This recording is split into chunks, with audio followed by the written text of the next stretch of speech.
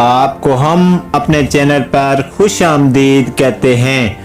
Sinbad के एक जासूस ने इसे इत्तला दी कि काले जंगल के पास पहाड़ों की एक सुरंग में बहुत बड़ा खजाना है। इस खजाने तक अगर सही हासिल कर ली जाए तो एक बहुत बड़ा खजाना हाथ लग सकता है। सिंदबाद ने फौरन काले जंगल का नक्शा मंगवाया और बगौर देखने लगा। समुद्र अबूर करने के बाद एक सहरा आता था और इसके बाद वो काला जंगल शुरू होता था। इसके इख्तिताम पर पहाड़ थे और इस जगह खजाना था। सिंदबाद की जगह कोई और होता तो वो इस जगह के बारे में सोच कर ही चुप हो जाता। इतना खतरनाक सफ़र और फिर दिन रात की मुसाफत में जान के जाने का भी खतरा मौजूद था, लेकिन सिंदबाद ऐसे खतरों से खेलना जानता था। जिसने रखते सफ़र का इरादा किया और 10 अफराद के साथ इस खजाने की तलाश में निकल पड़ा। दिन रात के समुद्री सफ़र के बाद वो किनारे पहुंच गए। वहां से आगे का सफ़र घोड़ों पर होना था। सिंदबाद अपने साथ अपने बहरी जहाज में घोड़े भी लेकर आया था। उन्होंने बहरी जहाज एक तरफ लंगर अंदाज किया और घोड़ों पर सवार होकर जंगल की तरफ निकल गए। सहरा का सफ़र और गर्मी की शिद्दत थी। रात हो गई लेकिन सहरा ख़त्म नहीं हुआ। एक जगह सिंदबाद ने घोड़े रोक लिए और हुक्म दिया कि इस जगह खीमा लगा लें। सहरा में रात को गर्मी कम होती है। एक जगह खीमा लगा लिया गया और वहाँ खाने पीने का सामान तैयार होने लगा। अभी कुछ ही देर गुजरी थी कि रेत में से सांप निकलकर बाहर आना शुरू हो गए।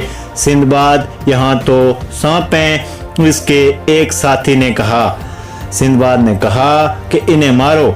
उसके साथी ने कहा कि कितने मारेंगे, यहाँ तो सांप निकलते ही जा रहे हैं। सिंदबाद ने देखा कि रेत में से सांप ही सांप निकल रहे थे। सांप भी ऐसे थे कि इन्हें देखकर खौफ आता था। सिंदबाद ने कुछ देर सोचा और फिर कहा, खीमे उखाड़ लो और इस जगह से निकलो, ये खतरनाक जगह है। उसी वक्त खीमे उखाड़ लिए गए और दोबारा सफ़र की तैयारी होने लगी। एक बहुत बड़ा सांप रेत में से निकला। एकदम इसने सिंदबाद को डस लेना चाहा। सिंदबाद एकदम नीचे झुका और इसने तलवार घुमाई, लेकिन सांप के अंदर भी बहुत फुर्ती थी। वो बिजली सी तेजी से फिर रेत में गायब हो गया। सिंदबाद ने मुतलाशी निगाहों से देखते हुए कहा, निकलने की तैयारी करो, ये खतरनाक सांप हम पर किसी भी वक्त हमला कर सकते हैं। सब ने घोड़े दौड़ा दिए। सांप एकदम फिर रेत में से निकला और एक घोड़े को डस ही लेना चाहता था कि सिंदबाद की तलवार ऐन वक्त पर चली और वो सांप ढेर हो गया। इस सांप के मरते ही जैसे रेत में जलजला सा आ गया हो। सिंदबाद ने देखा तो चिल्लाया, जल्दी से निकलो, घोड़ों की रफ्तार तेज करो।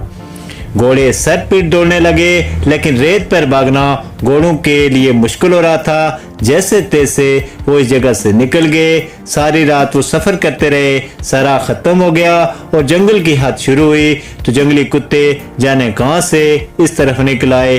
जंगली कुत्ते तादाद में 3 थे। वो भौंकते हुए इनकी तरफ भागने लगे। सिंदबाद को यह भी अंदाज़ा था कि इनके घोड़े रात भर से थक गए हैं, इनको आराम की ज़रूरत है। ऊपर से कुत्तों का हमला भी घोड़ों के आराम में रुकावट था। चनाचा सिंदबाद एक बार फिर चिल्लाया, रुक जाओ, कुत्ते हम पर हमला कर देंगे, इनका मुकाबला करना होगा वरना हमारे घोड़े नडाल होकर गिर पड़ेंगे। सब ने घोड़ों की रफ्तार आहिस्ता कर दी और अपनी तलवार निकाल ली। कुत्ते भौंकते हुए इनके करीब पहुंच गए। सिंदबाद और इसके साथी मुकाबला करने के लिए तैयार थे। सब ने इन कुत्तों को मार दिया और फिर इस जगह सुकून आ गया। अब सब आराम कर लो, घोड़ों को भी आराम करने दो। सिंदबाद, क्या हमने गलती नहीं कर ली? इसके एक साथी ने कहा। सिंदबाद ने कहा, क्या मतलब है आपका? ये एक खतरनाक सफ़र है, जगह जगह खतरा है। सिंदबाद ने कहा, ऐसी बात नहीं है। अगर ऐसी बात नहीं तो घबराओ नहीं, हम खजाना तलाश करके ले जाएंगे। इस जगह उन्होंने आराम भी किया और खाना भी खाया क्योंकि वो मुसलसल सफर से थक गए थे। इसलिए इन्हें नींद ने कब घेरा इसका किसी को अंदाजा भी नहीं हो सका। जो इस सिंदबाद की आंख खुली तो इसने देखा कि इनके इर्द गिर्द 1 दर्जन के करीब जंगली कुत्ते मुंह से जुबान बाहर निकाले बैठे हैं। सिंदबाद जल्दी से उठा, अपने साथियों को भी जगाने लगा। सब इन कुत्तों को देखकर परेशान हो गए। कुत्ते गुर्राते हुए इनकी तरफ बढ़ने लगे। सिंदबाद ने सबको इशारा किया कि वो हमला करने के लिए तैयार हो जाएं। सबने खामोशी से अपनी अपनी तलवार हाथ ले ली। जो ही कुत्ते इनके पास आए, हमला करने ही वाले थे कि इनकी तलवारें चल पड़ी। कुत्तों की गिराट और तलवारों का हल्ला एक अजीब मंजर पेश कर रहा था। देखते ही देखते इस जगह खून फैल गया। मुर्दा कुत्ते जमीन पर दिखाई देने लगे। अब जितनी जल्दी हो सके यहाँ से निकलो, शाम से पहले हमें जंगल अबूर करना है। जाने जंगल कितना खतरनाक होगा, सिंदबाद ने ऐलान किया। एक बार फिर जंगल की तरफ सफर शुरू हो गया। जंगल वाकई काला था। अंदर सूरज की रोशनी नहीं पहुंच रही थी। कुछ पता नहीं चल रहा था कि किस तरफ जाना और किस तरफ जा रहे हैं। रास्ते में कई दरख्तों पर सांप बैठे हुए थे। जंगली जानवर भी इधर से उधर भाग रहे थे। अचानक एक घोड़ा अंधेरे में गिर पड़ा। घोड़े और इस पर सवार की कलाबाजियां लग गईं। इसका गिरना था कि सब घोड़े रुक गए। जल्दी से सब ने घोड़े को संभाला और फिर इस सवार को अंधेरे में तलाश करने लगे कि वो कहाँ है। कहाँ हो तुम? सिंदबाद ने पुकारा। मैं यहाँ हूँ, इसकी आवाज आई। सब आवाज की सुन भागे। वो आदमी गिरते ही एक गड्ढे में गिर गया था। सिंदबाद ने इस जगह रोशनी की और देखा कि वो आदमी नीचे गड्ढे में गिरा हुआ है। उस आदमी ने कहा, मुझे निकालो, मुझे यहाँ डर रहा है। सिंदबाद ने कहा, ठहरो, हम अभी निकालते हैं। एक रस्सी का इंतजाम किया गया। बामुश्किल इसे बाहर निकाला और फिर इसे घोड़े पर सवार किया। घोड़ा जख्मी हो गया था। अब वो तेज से भाग नहीं सकता था।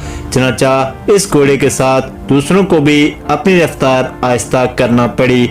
जंगल को अबूर करना मुश्किल हो गया था। कई जानवर अचानक निकलकर सामने आ जाते थे। बहरहाल जंगल खत्म हुआ तो सामने पहाड़ दिखाई दिए। वो देखो, सामने पहाड़ है। अब इस सुरंग को तलाश करना पड़ेगा। हम खजाने के पास पहुंच गए। एक साथी ने खुशी से कहा। अब इस सुरंग की तरफ सफर शुरू हो गया। नक्शे की मदद से उन्होंने सुरंग भी तलाश कर ली, लेकिन इसके दहाने पर ऐसे खतरनाक बंदर थे जो इन्हें देखते ही उछलने लगे। उन्होंने सिंदबाद और इसके साथियों पर हमला कर दिया। वहां एक जंग शुरू हो गई। बंदर कट कर मरने लगे। घमासान की जंग जारी थी। बंदर था कि खत्म ही नहीं हो रहा था। एक तवील जंग के बाद बंदर भाग गए और बहुत से मारे गए। अब इनके लिए सुरंग के अंदर जाना आसान था। वो सब सुरंग में चले गए तो अंदर एक खजाना था। हीरे चमक रहे थे। वो सब खुशी से चिल्लाने लगे। उन्होंने खजाने से बोरियां भरना शुरू कर दी और फिर वो इन सब को लाद कर वापसी के सफर की तरफ निकल पड़े। सिंदबाद खजाना हासिल करने में कामयाब हो गया और इस कहानी का इखलाकी नतीजा है कि अगर कोशिश की जाए तो कामयाबी जरूर होती है।